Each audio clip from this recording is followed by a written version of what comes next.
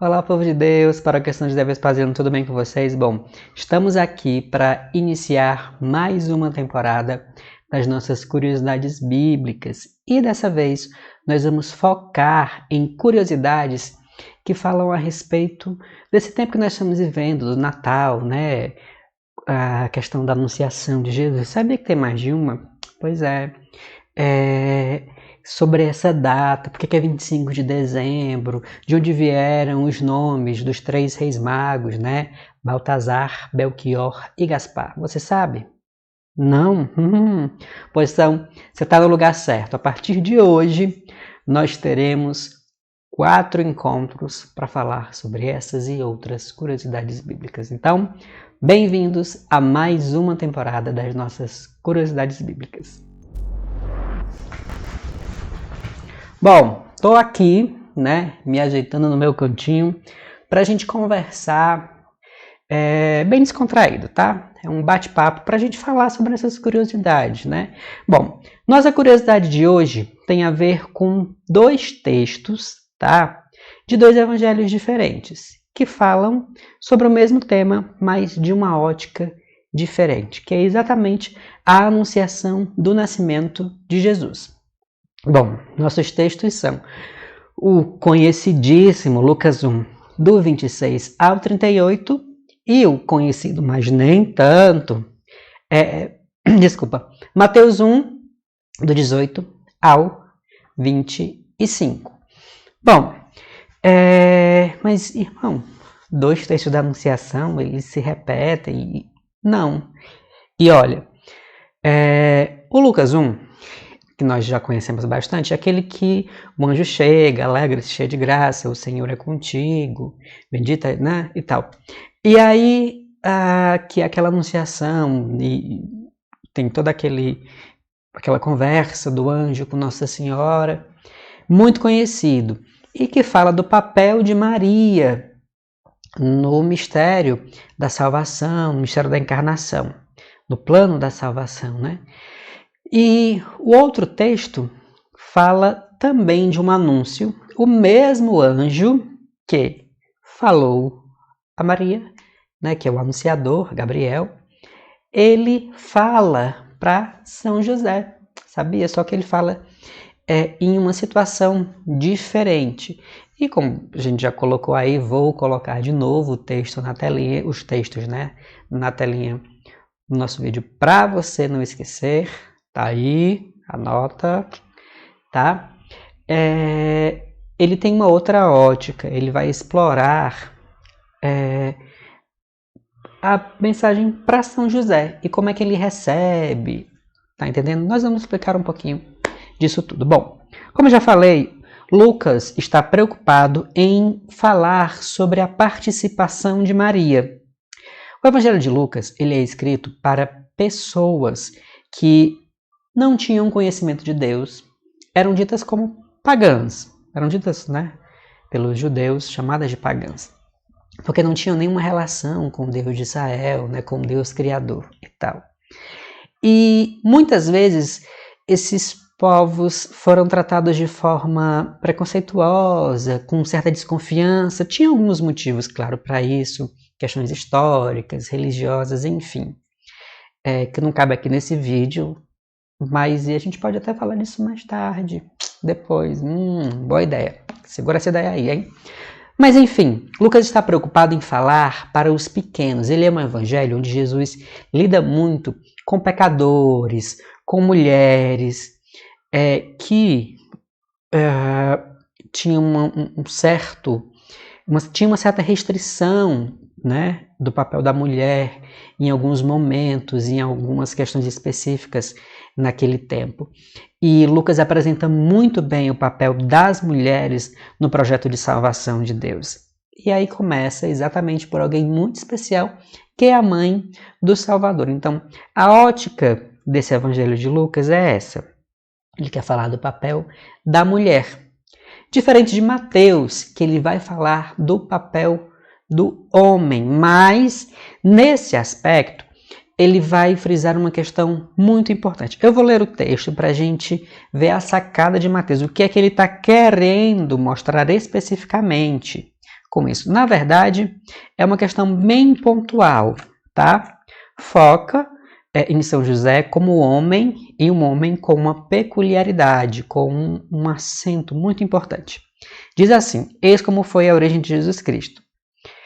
Sua mãe Maria, desposada com José antes de conviverem, achou-se grávida pela ação do Espírito Santo. Ele resume aqui toda a história que Lucas acaba contando, né?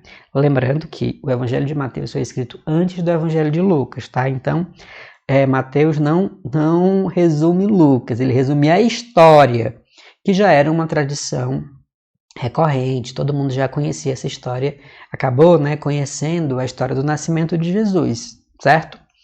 Bom, José, seu esposo, prometido, sendo justo e não querendo expô-la, cogitou em despedi-la secretamente. Olha, José é um homem justo. O que é um homem justo? Porque ele é bonzinho? Não só isso. Ele é bom porque ele se ajusta à vontade de Deus. O justo é isso, gente, é aquele que se ajusta à vontade de Deus. Você imagina que eu tenho um espaço para entrar e ficar, né? Eu sou desse tamanho e esse espaço é um pouquinho menor que eu, né? Mas eu preciso ficar ali, então eu vou me ajustar do jeitinho que for possível e preciso para que eu possa ficar nesse lugar. Então, é uma comparação bem simples para a gente entender. O justo é aquele que se ajusta à vontade de Deus. E aí o texto segue, tá? Enquanto assim ponderava, porque ele ficou pensando, né? O que eu vou fazer com essa situação? Ela estava prometida em casamento a ele. Na verdade, ele já podia chamá-la de esposa, porque se existia um compromisso, eles só faltavam consumar.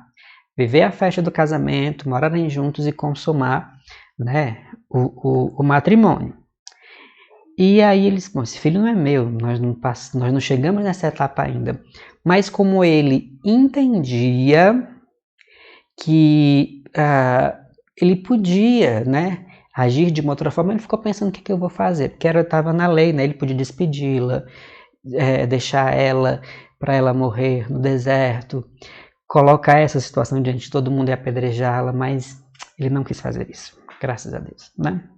Enfim, enquanto assim ponderava, apareceu-lhe em sonho um anjo do Senhor que lhe disse: José, filho de Davi, não temas receber Maria, tua mulher, pois o que nela foi gerado vem do Espírito Santo. Ela dará à luz um filho e tu lhe porás o nome de Jesus, pois ele salvará o seu povo dos seus pecados. Tudo isso aconteceu para se cumprir o que havia sido dito pelo Senhor por meio do profeta. Eis que a virgem ficará grávida e dará à luz um filho. Ele será chamado pelo nome de Emanuel, que significa Deus conosco. Ao despertar do sono, José fez o que o anjo lhe havia ordenado e acolheu sua mulher, e não conviveu com ela enquanto não deu à luz o filho, ao qual ele pôs o nome de Jesus. Preste atenção, eu falei que aqui, né, se acentuava uma questão de José muito peculiar, que é a sua justiça. Ele é um homem justo, ele se ajusta à vontade de Deus. E quando ele se ajusta à vontade de Deus, ele dá um salto a mais, porque essas questões que eu falei do que ele podia fazer com Nossa Senhora estavam na lei, ele tinha todo o direito. Mas, né, a caridade precede a lei. Ele já tinha um amor, um cuidado com Maria e não queria vê-la sofrer. E aí, onde ele é mais justo ainda, porque ele ultrapassa a regra, tá? E vai para algo além, que é o amor que está acima da lei, tá? E por ser um homem justo, era um homem também querido por Deus, e aí ele recebe o anúncio do anjo, só que é por meio de sonho. Tá? Era muito forte na tradição bíblica Deus falar com as pessoas através dos sonhos, tá? Então, essa é a forma. E aí a gente já vê a diferença, né? Enquanto o anjo vai à casa de Maria, ela tem todo aquele diálogo com José, ele aparece em anjo. José é menos merecedor do que Maria? Não, porque as tradições ali, as histórias contadas são diferentes, certo? E o que Deus pretende fazer ali tem um foco em São José e tem outro em Maria, embora seja para o mesmo projeto, entendeu? Enfim, e que ele decide, né? Que porque o anjo aparece para ele decide que não vai de forma alguma deixar, e aí ele acolhe. Mas o anjo diz uma coisa muito importante para São José: ela dará à luz um filho e tu lhe porás o nome de Jesus, né? Deus salva, porque aí até disse, pois ele salvará o seu povo dos seus pecados. Está aqui o significado do nome de Jesus, né? Deus salva, Jesus, Deus salva. Então, José precisava dar um nome, porque era o homem que dava o nome do filho. Então, para que se cumprisse aquela escritura de que o filho, o Messias, ele seria filho de Davi, precisava de alguém da descendência de Davi. E quem é esse?